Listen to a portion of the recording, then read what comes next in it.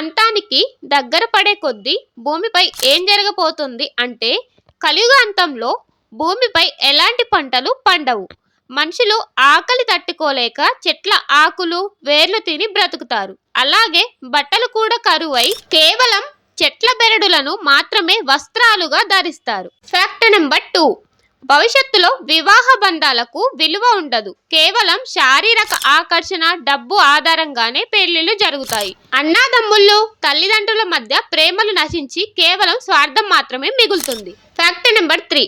రాబోయే రోజుల్లో మనుషుల గుణానికి, సంస్కారానికి విలువ ఉండదు. కేవలం ఎవరి దగ్గర ఎక్కువ డబ్బు ఉంటే వారే గొప్పవారిగా సమాజంలో అత్యున్నత స్థాయిలో చలామణి అవుతారు. Fact number 4.